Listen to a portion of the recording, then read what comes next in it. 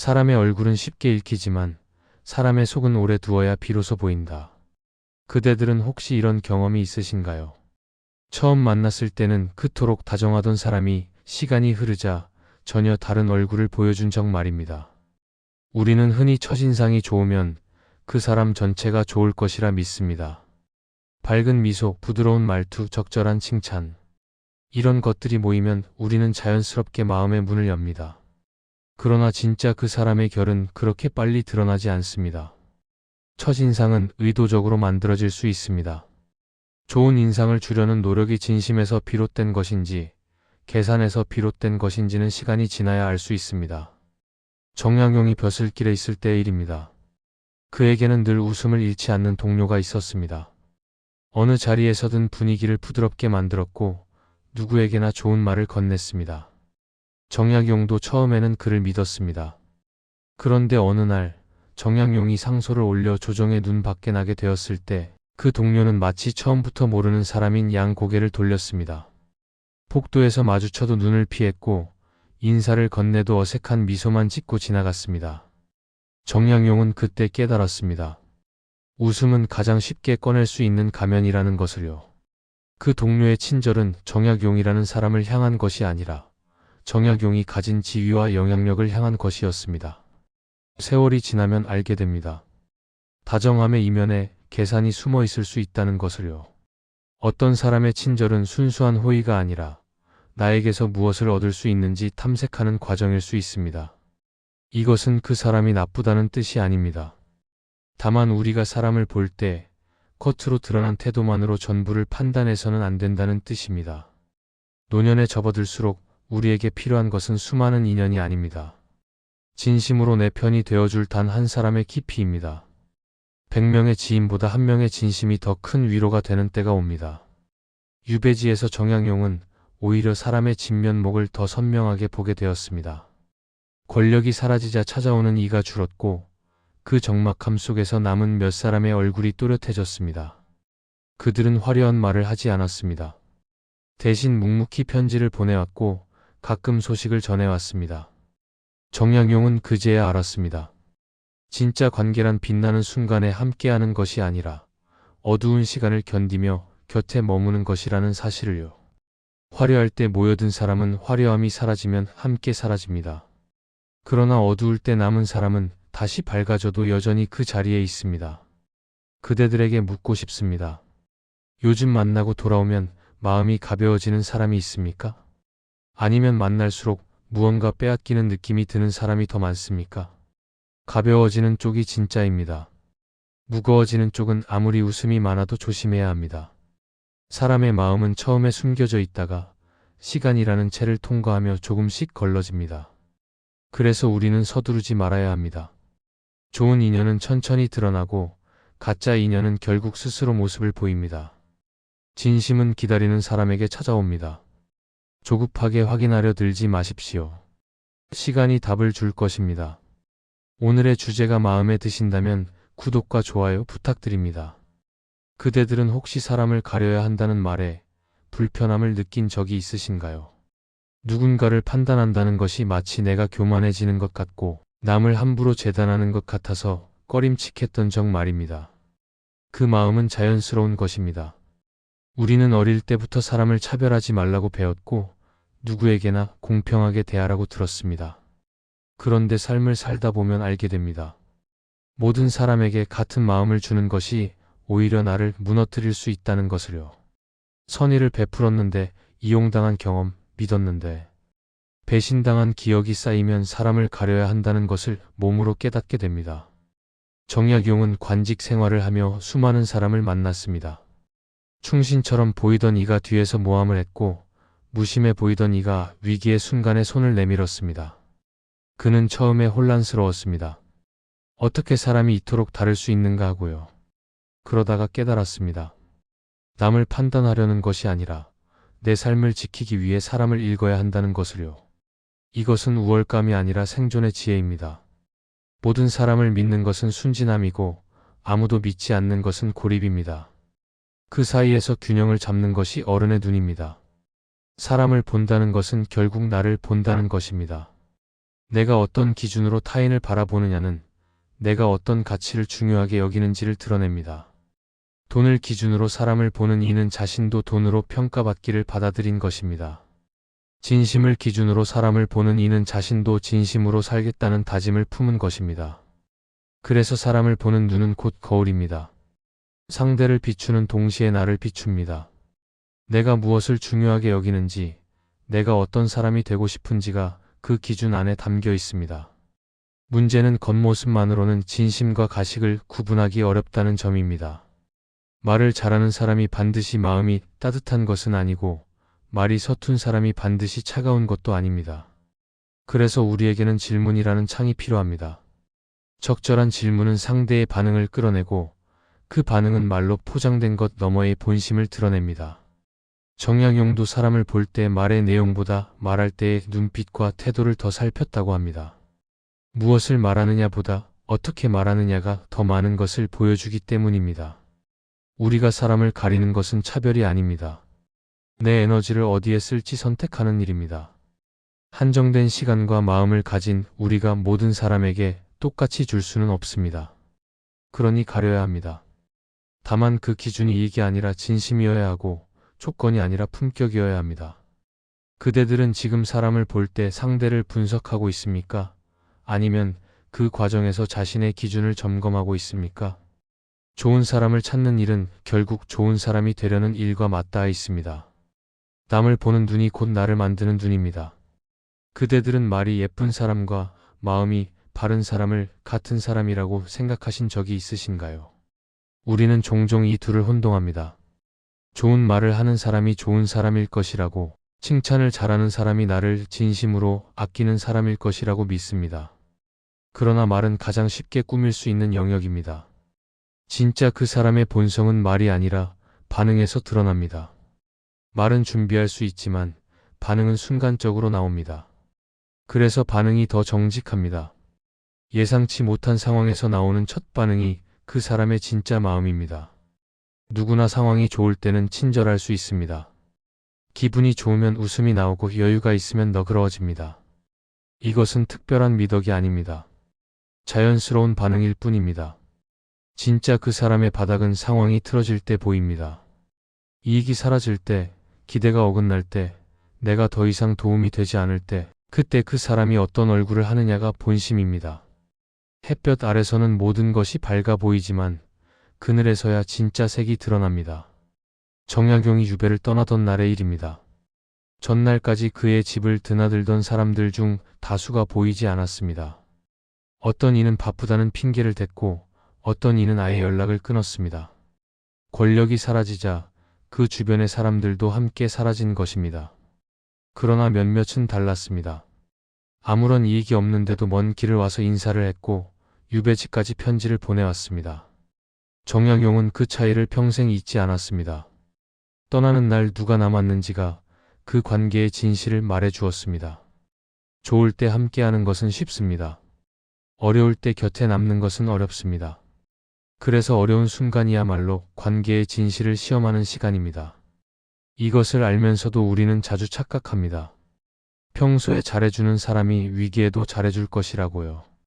그러나 평소의 친절은 조건부일 수 있습니다. 내가 가진 것, 내가 줄 수 있는 것을 보고 다가온 친절일 수 있습니다. 그것이 사라졌을 때도 남는 친절만이 진짜입니다. 조건이 바뀌어도 변하지 않는 태도가 진심의 증거입니다. 그래서 우리에게는 기준이 필요합니다. 말의 아름다움이 아니라 반응의 일관성을 보는 기준, 좋은 날의 태도가 아니라 힘든 날의 태도를 보는 기준 말입니다. 이 영상에서 다룰 3가지 질문은 바로 그 반응을 끌어내기 위한 도구입니다.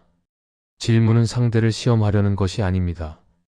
상대의 본심이 자연스럽게 드러나도록 하는 작은 창입니다. 그대들은 지금까지 말이 예쁜 사람에게 마음을 주었다가 상처받은 적이 없으십니까? 이제는 말보다 반응을 보아야 할 때입니다. 듣기 좋은 말에 속지 마시고 행동이 보여주는 진실을 읽으십시오. 첫 번째 질문은 단순해 보이지만 깊은 것을 드러냅니다. 지금 가장 필요한 게 무엇입니까? 이 질문 앞에서 사람들의 반응은 크게 2갈래로 나뉩니다. 어떤 이는 이 질문을 듣자마자 자신이 원하는 것을 꺼내놓습니다. 돈이 필요하다, 소개를 해달라, 정보를 달라, 이런 식으로요. 마치 오래 기다렸다는 듯이 자신의 필요를 나열합니다. 이런 사람에게 나는 사람이 아니라 도구입니다. 관계가 아니라 거래의 대상입니다. 그들의 눈에는 내가 아니라 내가 줄 수 있는 것만 보입니다. 반대로 어떤 이는 이 질문 앞에서 잠시 멈춥니다. 그리고 되묻습니다. 오히려 제가 도울 일이 있을까요? 혹은 요즘 힘든 일은 없으신가요? 이렇게요. 자신의 필요보다 상대의 상황을 먼저 살피는 것입니다. 이 차이는 작아 보이지만 관계의 본질을 가릅니다. 나를 이용하려는 사람과 나와 함께하려는 사람은 이 질문 하나로 구분됩니다. 받으려는 마음이 앞서는 사람과 주려는 마음이 앞서는 사람의 차이가 여기서 드러납니다. 정약용이 목민관으로 백성을 만날 때도 비슷한 장면이 있었습니다.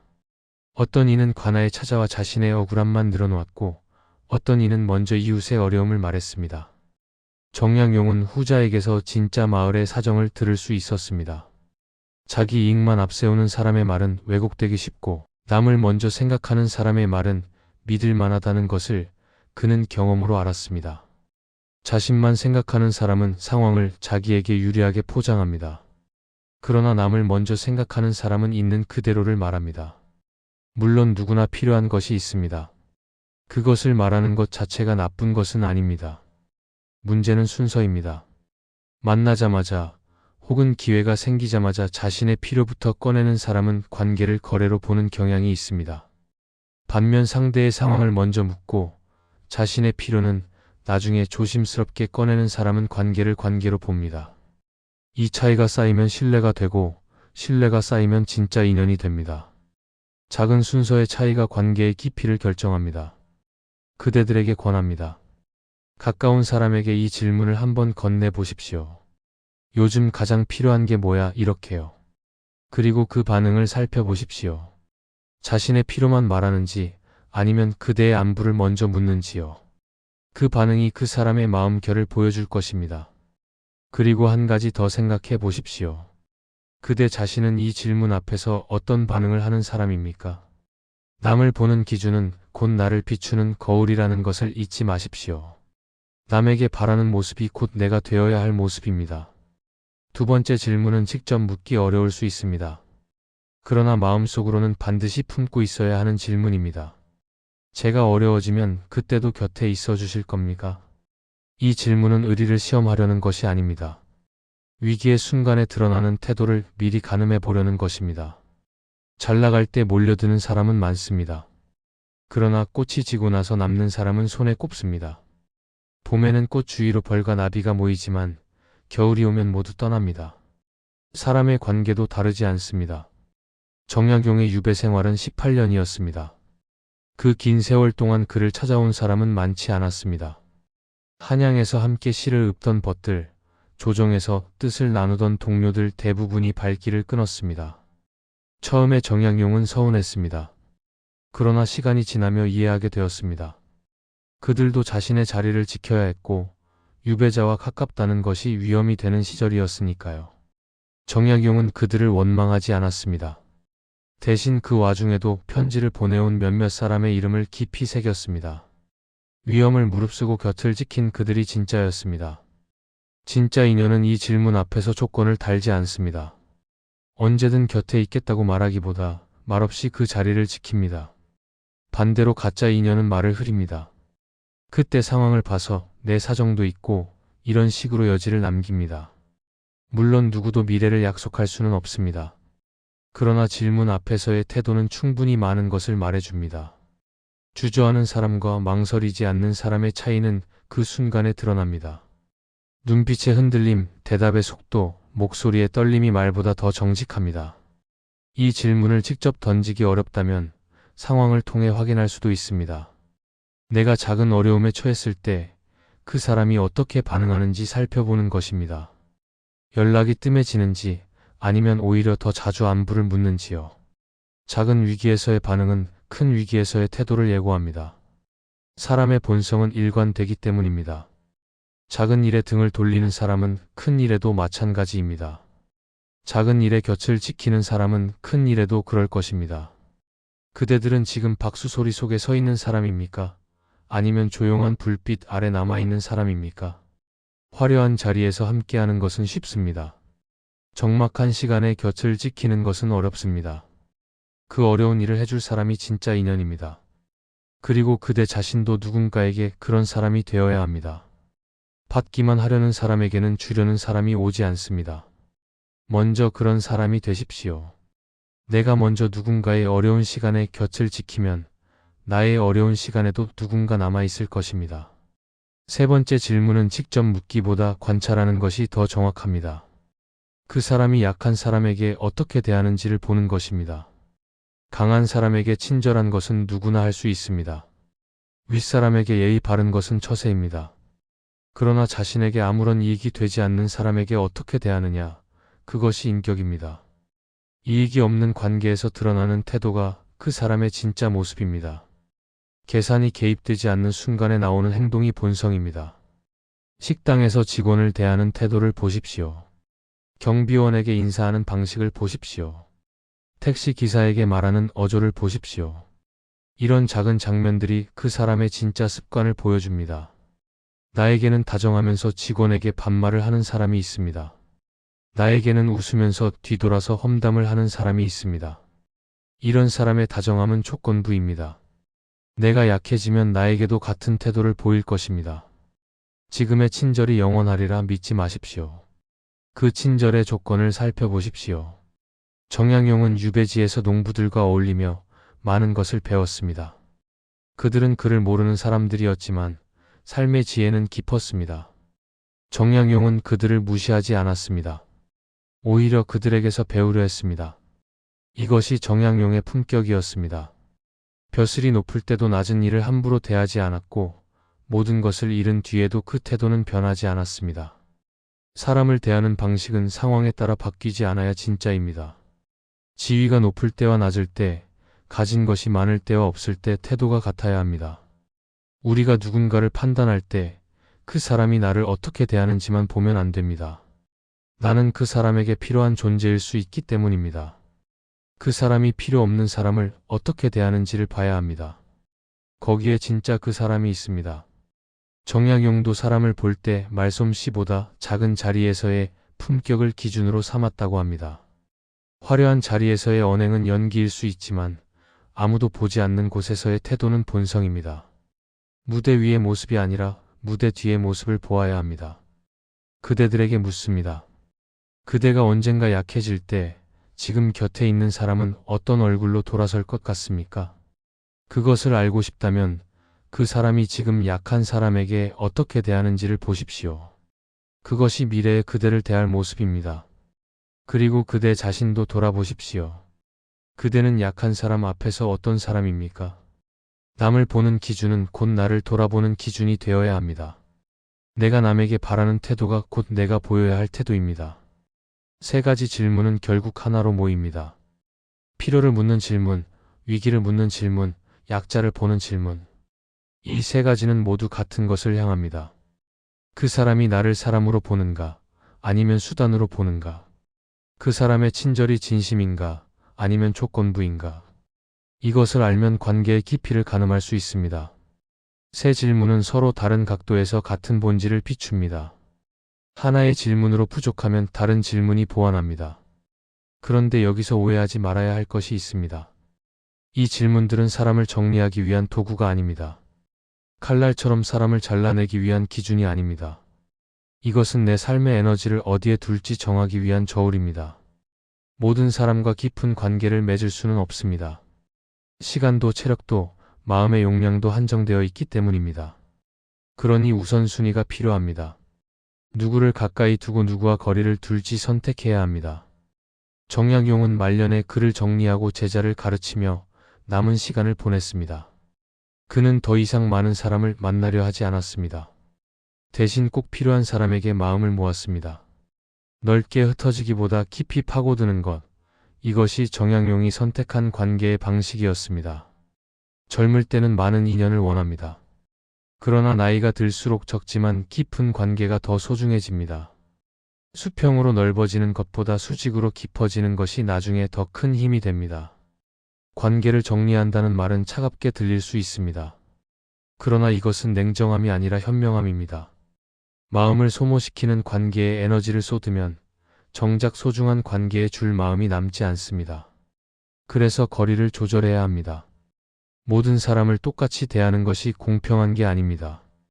진심에는 진심으로, 가식에는 적당한 거리로 대하는 것이 공평합니다. 주는 만큼 받고 받는 만큼 주는 것이 균형입니다.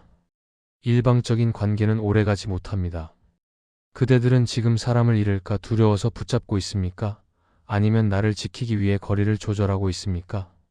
두려움에서 비롯된 붙잡음은 결국 나를 지치게 합니다. 현명함에서 비롯된 거리두기는 나를 보호하고 진짜 관계를 더 깊게 만듭니다. 세 가지 질문을 통해 사람을 보되 그 결과로 누군가를 미워하지는 마십시오. 다만 마음의 자리를 재배치하십시오. 그것이 관계의 지혜입니다. 미움 없이 거리를 두는 것, 그것이 성숙한 어른의 방식입니다. 마지막에는 다시 처음으로 돌아갑니다. 우리가 사람을 보는 눈은 결국 우리 자신을 비추는 거울이기 때문입니다. 진실한 사람을 찾으려는 마음은 곧 내가 진실해지고 싶다는 뜻입니다. 가식을 알아보려는 눈은 곧 내가 가식 없이 살고 싶다는 다짐입니다. 그래서 세 가지 질문은 남을 향하는 동시에 나를 향합니다. 남에게 던지는 질문이 곧 나에게 돌아오는 질문입니다. 그 질문 앞에서 나는 어떤 사람인지 먼저 답해야 합니다. 그대들에게 권합니다. 오늘부터 세 가지를 해보십시오. 첫째, 가까운 사람에게 무엇이 필요한지 물어보십시오. 그리고 그 반응을 살피되 동시에 그대 자신은 어떤 반응을 하는 사람인지 돌아보십시오. 둘째, 작은 어려움이 생겼을 때 누가 곁에 남는지 살펴보십시오. 그리고 그대 자신은 누군가의 어려운 시간에 어떤 사람인지 생각해 보십시오. 셋째, 주변 사람들이 약한 이를 대하는 모습을 관찰하십시오. 그리고 그대 자신의 습관도 함께 점검하십시오. 그리고 한 가지를 더 하십시오. 마음을 소모시키는 관계에는 조용히 거리를 두는 것입니다. 이것은 그 사람을 미워하는 것이 아닙니다. 나를 지키는 것입니다. 모든 관계에 같은 에너지를 줄 수 없다는 것을 인정하는 것입니다. 거리를 둔다고 해서 적이 되는 것은 아닙니다. 다만 더 이상 가까운 자리에 두지 않는 것뿐입니다. 멀어진다고 해서 나쁜 것이 아닙니다. 적절한 거리가 오히려 관계를 오래 유지하게 합니다. 정약용은 긴 유배 생활을 마치고 돌아온 뒤 조용히 여생을 보냈습니다. 그는 더 이상 많은 것을 원하지 않았습니다. 대신 남은 시간을 아끼며 진심인 사람들과 깊이 있는 대화를 나눴습니다. 그가 남긴 수많은 글은 결국 사람에 대한 이야기였습니다. 어떻게 사람을 볼 것인가? 어떻게 사람과 함께할 것인가? 어떻게 사람으로서 살 것인가? 그의 물음은 200년이 지난 지금도 여전히 유효합니다. 결국 남는 것은 사람입니다. 그러나 아무 사람이나 남는 것은 아닙니다. 진심이 남습니다. 진실한 사람은 진실한 사람을 알아봅니다. 그대가 먼저 진실해지면 진실한 사람이 그대 곁에 모입니다. 이것이 정약용이 평생에 걸쳐 배운 관계의 원리입니다. 사람을 보는 눈을 기르되 그 눈으로 먼저 나를 보십시오. 그것이 시작입니다. 좋은 사람을 만나고 싶다면 먼저 좋은 사람이 되십시오. 그것이 끝입니다.